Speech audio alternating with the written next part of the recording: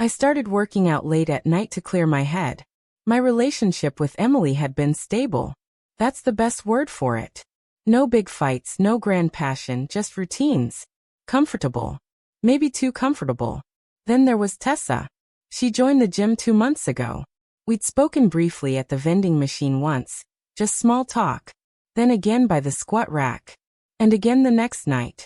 Before long, it felt intentional, like we were choosing to be there at the same time without saying it. She was different. Not just physically, though yeah, that was impossible to ignore, but emotionally too. She laughed at things I hadn't found funny in years. She listened like she cared. And I talked more than I should have. About work, about Emily, about things I never planned to share with someone I barely knew. Tessa never pushed. She just showed up. I'd catch her watching me mid-set, and she wouldn't look away. That look stayed with me longer than it should have. It wasn't a crush. It wasn't harmless either. Something had shifted. Quietly, slowly, but enough that I started checking the clock every night, waiting for 9 p.m. to come around again. That night felt different before she even said a word. There was a silence between us that wasn't awkward, it was loaded. Charged. We both went through the motions, stretching, warming up, but our focus wasn't on the routine. It was on each other. She asked if I was okay and I said yes, but I wasn't. I'd been thinking about her all day and I could tell she knew. Every movement felt closer than it should have. Her fingers brushed mine when she handed me a towel. She stood behind me as I lifted, guiding my form, her voice low and steady. I felt her breath more than I heard her words. Neither of us mentioned Emily. We didn't talk about boundaries. We didn't need to. They were already gone. Every glance lasted too long. Every silence said too much.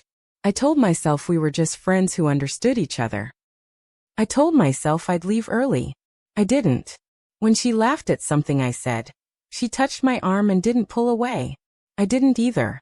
It wasn't what we were doing that made it dangerous. It was what we weren't stopping. What we were pretending not to feel. She looked at me like she was about to say something but didn't. I waited. The silence between us wasn't empty. It was full of everything we hadn't said. Finally she spoke.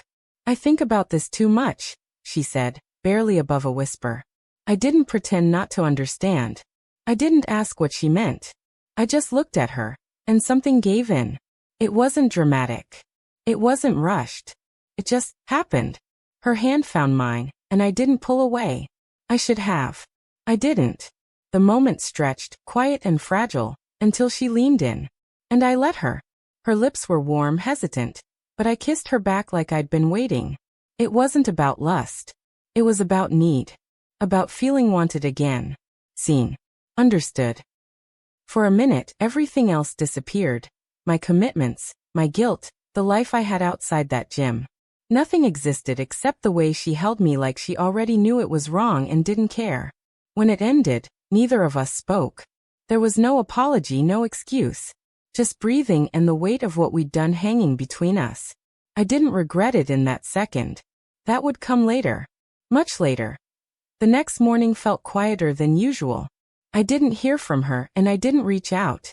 We both knew there was nothing to say that wouldn't make it worse. I sat across from Emily at breakfast, nodding at her words, pretending to listen. She smiled like nothing had changed. But I had. Everything had. I kept thinking about the way Tessa looked at me after it happened, like she already knew we couldn't go back. There was no plan. No promise. Just damage. I avoided the gym that night. I told myself it was to clear my head, but I knew the truth. I couldn't face what we'd done. I told myself it was a one-time thing, but the way it lingered in my mind said otherwise. I didn't feel free. I didn't feel satisfied. I felt split, like part of me had broken off and stayed behind in that room with her. Emily still hasn't noticed anything. Or maybe she has and just hasn't asked. Either way, I keep lying. Not just to her. To myself too. And the worst part is, I know exactly where I'll be tomorrow night at 9 p.m. I just don't know if I'll stop myself.